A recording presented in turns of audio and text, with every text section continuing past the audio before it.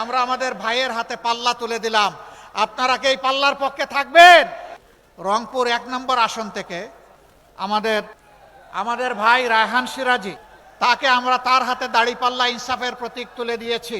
আপনারা দাড়িপাল্লায় ভোট দিবেন? দাড়িপাল্লাকে বিজয়ী করবেন? আপনারাই কয়জন ভোট দিলে হয়ে যাবে? ঘরে ঘরে জনে জনে আওয়াজ তুলতে হবে যে ইনশাল্লাহ এবার হবে দাড়িপাল্লা। এই আওয়াজ তুলতে পারবেন? ইনশাল্লাহ আপনাদেরকে মোবারকবাদ। রংপুর 2 আমার নেতা, আমার ভাই, মজলুম জননেতা, যাকে শেখ হাসিনা ফাঁসি দিতে চেয়েছিল, ওগো আল্লাহ তুমি যারে রাখো তারে মারার শক্তি কারো নাই। রাব্বুল আলামিন তুমি যখন তাকে রেখেই দিয়েছো, তখন মানুষের খেদমত করার, সেবা করার, দেশকে নেতৃত্ব দেওয়ার সুযোগটাও তুমি দান করো। আমরা আমাদের ভাইয়ের হাতে পাল্লা তুলে দিলাম। আপনারা কি এই পাল্লার পক্ষে থাকবেন? আপনাদেরকে মোবারকবাদ। বিজয় ঘরে নিয়ে 12 তারিখ ফিরবেন, এর আগে না ইনশাআল্লাহ।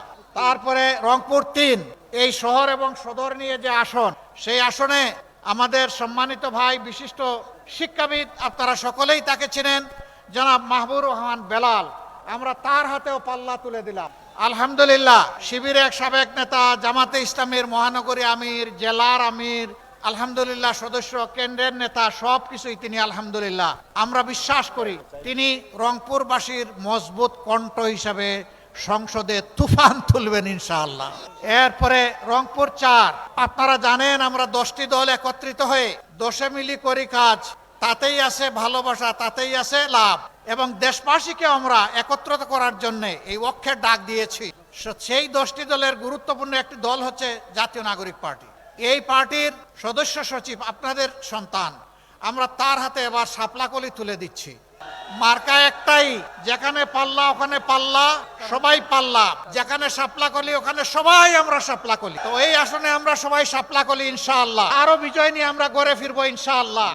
এরপরে রংপুর 5, আরেক মজলুম নেতা, দীর্ঘদিন জেলে ছিলেন, আপনারা তাকে চিনেন, সাবেক উপজেলা চেয়ারম্যান, জনাব বিশিষ্ট শিক্ষাবিদ জনাব গুলাম রব্বানী, তার হাতেও আমরা ইনসাফের প্রতীক এই দাড়িপাল্লা তুলে দিলাম।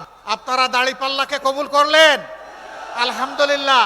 তারপরে রংপুর 6, বিশিষ্ট আলেমে দ্বীন, আপনাদের সকলের পরিচিত মুফাসসিরে কুরআন জনাব ভাই নুরুল আমিন, তাকে আমরা দিয়েছি 6 নম্বর আসনে। এই আসনটি রংপুরবাসীর বুক থেকে একবার হাইজ্যাক হয়ে গিয়েছিল, আবার রংপুরবাসীর বুকে ফিরে আসবে ইনশাআল্লাহ। ইনসাফের প্রতীক দাড়িপাল্লায় ভর করে আসন রংপুরের কাছে ফিরে আসবে, বাইরের কারো কাছে যাচ্ছে না। আমরা তার হাতে সেটা তুলে দিলাম।